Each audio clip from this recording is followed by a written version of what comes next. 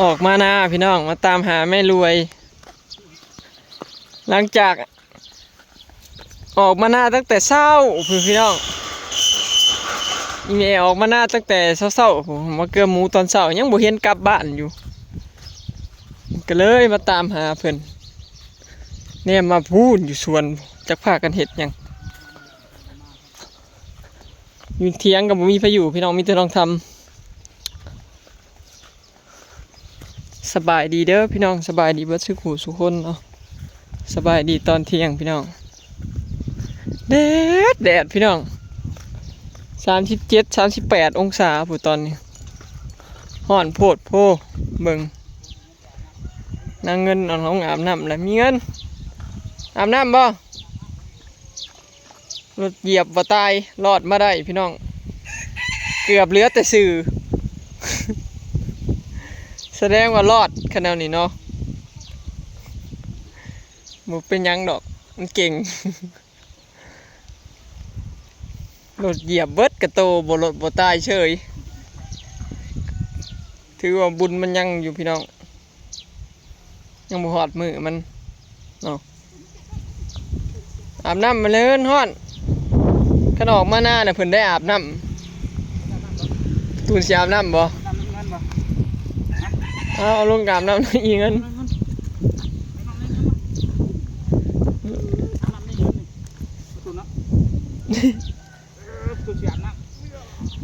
เช็ดมาย่านบ่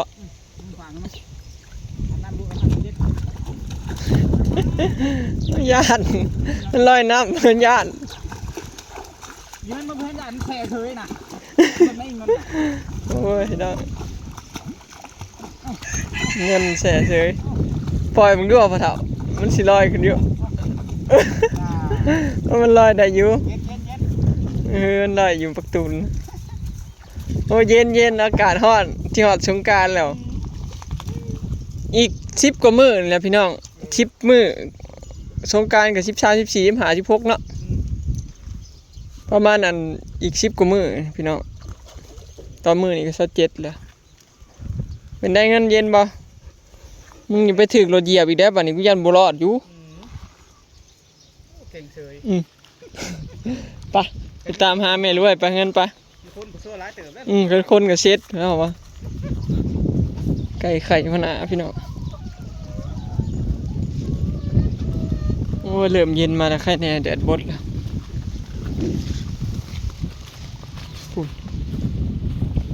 พากันลกนั่นถูกอีเมย์อยู่พี่น้องพากันอยู่พี่เบิร์ดหมักถั่วดินหมักถั่วดินเต็มกระตาพี่น้องผลผลิตออกแล้วปลูกมาหลายเดือน2-3 เดือนหักสิได้เก็บเพิ่นพากันเก็บแล้วก็หูดออกเต็มกระตาแล้วพี่น้องพาได้2กระตาเลยไปหาในเสาพายกระตาหนึ่งพากินข้าวแล้วกินข้าวกับหยังอันนี้ยังพาได้กินข้าวบ่ปลาทูตัวเดียวนี่3 คนน่ะฝุ่นจะเอามาลาหุบอันต้นมะกรูดดินไปให้งัวหาก็ได้สองกระตาบ่กระตาหนึ่งเอาไปให้เมทัลพายเลยแม่น้องเมยก็พะเถาซีไปรับคุณยายอยู่บ้านนี้ยังแหละมันเก่งแหดเราเอาถือไปนำอยู่อันสุดนะถือหรอว่าเฮ้ยผมบอกอยู่บ่แม่นทบุญสุดคนน้อยนะพี่น้องสุดอลิสฝากไปให้อันคนน้อยอยู่อันลูกไปเถาพายได้ถั่วดินจะเพิ่นปลูก2ให้ผู้ชามผู้ให้3ให้จะให้เลยให้นี่แล้วก็ให้นั่นเนาะ3ให้ไฟกบกยาวด้วยนะก็ให้กบกเนาะแม่ใช้ปูจองเถื่อแล้วก็ยาได้เจ้าลกให้ได้เสมอนี่ให้ โลกไข่เดียวนี่ได้3อันกระตานี่นะยังบ่เบิดแสดงว่าโอ้แสดงว่าได้หลายเติบเลยพี่น้อง หมดครบหมดลายหมดคำถึงจะเป็นอันนี้ค้าถึงเบิด อืม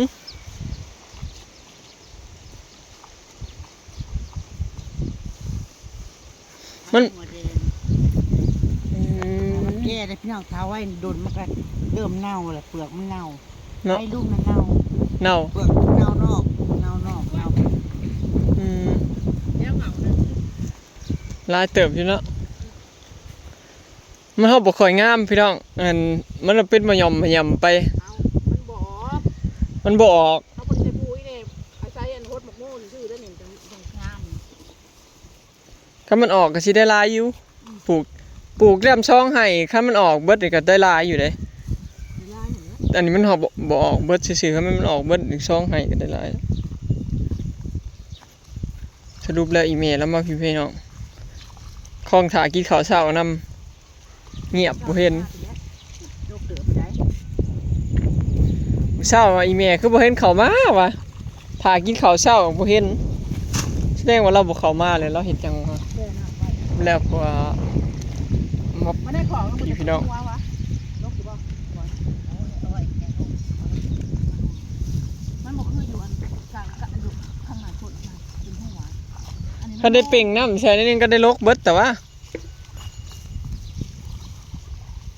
ตัวแก่กับตัวอ่อนซ้ำกันนะเนาะ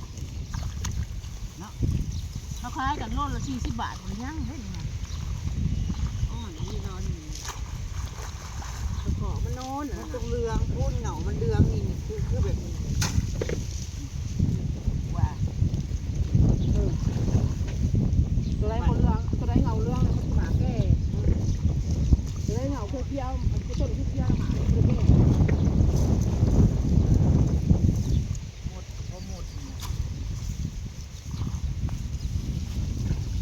สรุปก็คือมันยังบ่ทันจะแก่คักบ่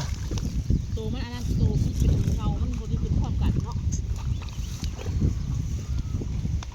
ดูอีกแล้วเมทาบุญเป็นคนอันเด็ดหมาก เอาไปปูนาตานั่งไป3 ตา อืม มัน3 ตาไปป่ายที่เราให้ไม่อยากได้เฉยเนาะพวกเขาให้ที่ได้ไล่โฉบแล้ว มันกระดกอยู่ได้นี่ แล้วก็ได้ออก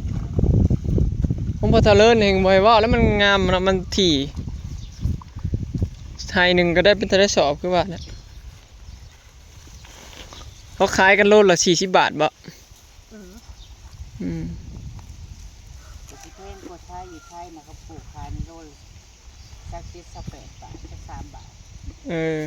แต่ย่ามเนี่ยก็แค่ไหนจะแพงอยู่ย่ามจะเป็นย่ามปนนะ อยู่อันบ้านอันคัตจานกับเขากำลังเริ่มปลูกคือกันฮะกำลังขึ้น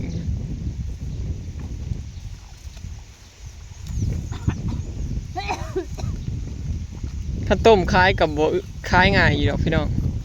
ข้าวต้มแล้วไปเลาะคายนะก็บ่ยาก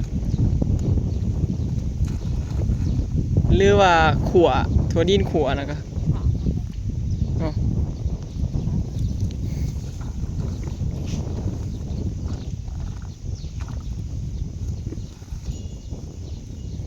บ่มน้ำลก ขาดน้ำเดือด เพื่อสิปลูกได้พี่น้องเอ้ย งามของพญาเลิศน่ะงามของพญาเลิศน่ะมันสียาวพี่น้องอันนี้อัดปอดไอ้เป็ดเม็ดละ2 ขอเม็ดละ2 ในของพญาเลิศมันยาวปิดอ่ะ แต่มันเริ่มเน่าแล้วของพญาเลิศนะพอพญาเลิศมีบาด้านโน้นแล้วก็ปล่อยน้ำใส่แล้วมันเน่า อืม เพิ่นเจะคล้าของเพิ่นยังโมโหเลยไปถอนเบิ่งตะกี้นี่เน่าหลาย เออแบบว่าเฮาใส่น้ำดูน้ำมันยังบ่ทันน่ะมันหึมน้ำโพด อีกอย่างมันก็เริ่มแก่มันเป็นหัวเลยเด้มันควรสิปาน้ำแล้ว อืม ปาน้ำแบบยามให้ถอนจังซี่แล้วเฮาค่อยปาน้ำใส่แล้วก็ปาปล่อยน้ำใส่แล้วก็ถอนมันถอนง่าย อืม อันนั้นเริ่มเน่าเน่าคงบ่ได้ฮู้เลยว่ามันเน่า บอกเราเด้อจังหน่อยมันเน่าบ่ชวนบ่ได้กินนะ เขายังว่าชีวิตมันบ่ค่อยมักน้ำถ้ามันเหี่ยวผู้จะใส่น้ำใส่จะปล่อยน้ำใส่ แม่น 2 มื้อแล้วใส่น้ำนะ ดูใส่น้ำโพด นั่นน่ะนะมันสะท้อน ใส่บ่ใส่น้ำลายบ่แม่นใส่น้ำจนท่วมให้หน้าผู้บ่ แต่ โอ้ยมันก็หึมอยู่หั่นแล้ว แช่วมันขึ้นมาเกียดห้องแช่ทุกคนใส่หน้านะมันติ่ม พอทะเลินพี่น้องปลูกทะดินพอใส่น้ำจนล้นไห้ล้นคันคือฝนตกมันลดน้ำท่วมกกท่วมยังมันลดเน่าที่บัด นายติ่มในเต็มอยู่ ในแดงเนาะ พันแดงในเต็มอยู่ในเต็มโล40 บาทพี่น้องมาซื้อได้อยู่สวนตอนนี้กำลังลกได้ช่องกระตาแล้วเบิ่งช่องก็สิได้หา6 โลบ่10 เอาไปให้พระเจ้ากระตาหนึ่งเรา น้ำแพรกระเจ้ากระตาหนึ่งแล้ว ยกแก่เช้า ได้3 กระตาลกแต่เช้าหาเที่ยง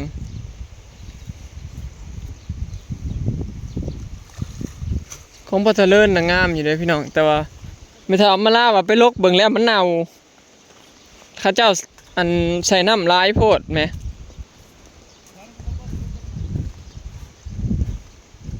อันนี้ได้เนาะจะลกไห้นี้มันเน่าแล้วมั้ยล่ะ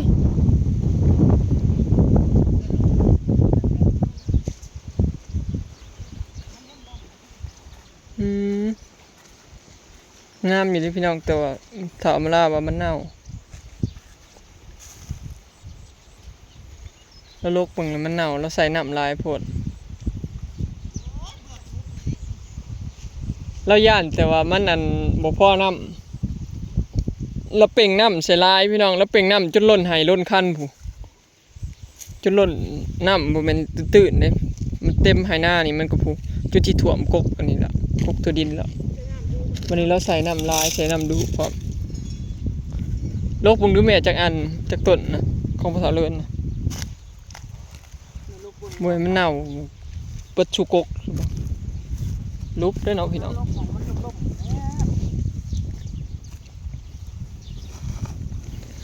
บอกเห็นภาษาเลินอยากสิบอกภาษาเลินพี่น้องบอกแล้วเนี่ยมันสิเน่าบ่ได้ของเราเนี่ย ลกบ่ได้ด้านอาหารน้ำมันล่มเห็ดว่าง ไปเบิ่งน้ำลม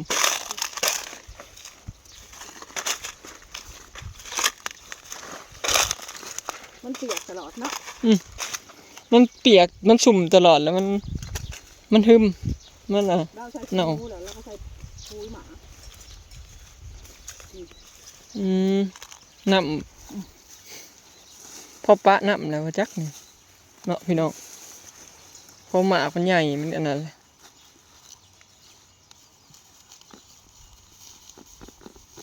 ดินมันล่ม น้ำมันบวมตลอดเนาะน้ำเป่งใส่ตลอด งามของเราลาย ลาย แต่ว่าเน่า ใหญ่ แม่นอลี่ ตื่นแก่ๆมันสิเน่าเบิดเลย เน่าเบิดเลยโอ้ยพี่น้องนี่นะบ่แม่นว่าวใดงามแต่ว่าเน่าเบิดเลยเบิดสุกมาอักค่ะหั่น น่ะ บ่ได้เว้า โอ้ยพี่น้องตาเสียดายนี่เนาะ น่ะเฮาใส่ฝุ่นบาดนี้แม่ก็สิจ้อกินเด้เนาะ อันนี้บ่เน่ามันเน่าหลายพี่น้อง เน่าลาย เน่าหลายเห็นบ่นี่พอปลาน้ำเฮาเอาพอปลาน้ำแล้วนี่เนาะพี่น้องพอปลาน้ำนั่นแหละ พ่อป้าสิค่ะหมากำ แต่ มา ว่า ก็เน่าเบิด ผู้เจ้าเพิ่นยังบ่ฮู้เลยนี่นะผู้เจ้าเพิ่นบ่ได้เลือด จ้อกินข้างในนี่แม่งอันนั้นน่ะจะหั่นแล้วให้มันไล่ไปหั่นน่ะ ต้องได้บอกเขาตาเลื่อนได้พี่น้องนี่เขาเห็นเพิ่นน่ะแม่บอกเราเด้อบ่ได้แล้วนี่เน่าเบิดสวนได้เผื่อเจ้าของฮู้มื้อนี่เน่าเบิดได้แล้วมาเป่งซ้ํใส่กูมื้อ มันชุ่มตลอดเนาะ นำไปมาพอปลาน้ำแล้วนี่นะ เขาจะพุ่นขี้มูเลยปลามันแก่โลดมันซ้ำกันแล้วพ่อป้าหน้าแบบ มันซ้ำกันเบิดแล้วน่ะเบิ่งโลกเบิ่งก็บ่ได้มีตัวอ่อนพี่น้องมีแต่ตัวแก่เบิดแล้วพอปลาน้ำแล้ว พ่อป้าหน้ามันเริ่มแก่อยู่ นี่แหละ หมดเอาต่อมาขอตัวนี้ กับตัวนี้ให้นี่ของอีแม่เพิ่นพากันปลูกกันไปเถาะมาลามันน้ำเต้าก็สิเบิดเหลือน้อยเดียวของขนาดเหี่ยวเดี๋ยวสิพาไปเบิกเผือก เช็ดเบิดแล้วบ่ได้ย่างมาส่องแต่เฮิงเลยแดดพี่น้อง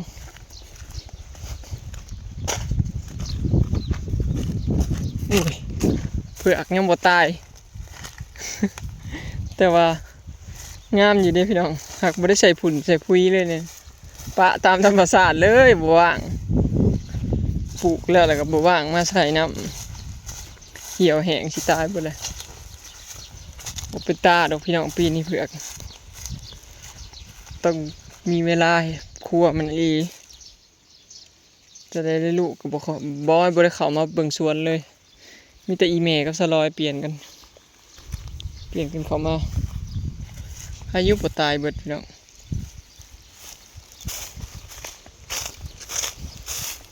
ข้าวโพดเบิดกะลกถั่วดินขายต่อพี่น้องเหลืออีกล็อตสุดท้ายแล้วสวนนั้นเกษตรเท่าเนาะเหลือแต่ถั่วดินนี่แหละนอกนั้นหมดแล้วเหลือแต่ถั่วดินเนาะผู้ใดอยากได้ก็สั่งได้พี่น้องนี่เมทาบุญเรากำลังลกดึงเอาอยู่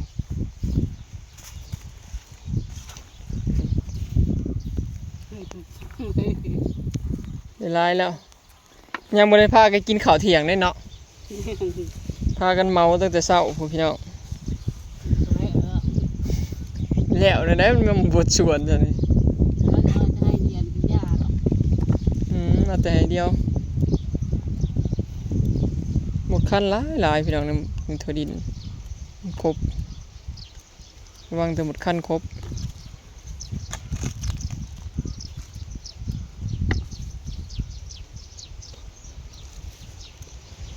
เดี๋ยวไปหาเกลือหมูกันเด้อพี่น้องวันนี้เนาะคลิปนี้ก็สิได้จบไปสำนี้เด้อเนาะฝากเป็นกำลังใจให้เด้อพี่น้องไปแล้วสบายดีแม่กำลังลงพักกินข้าวกันก็ได้ย้ายลุยเต็มที่มา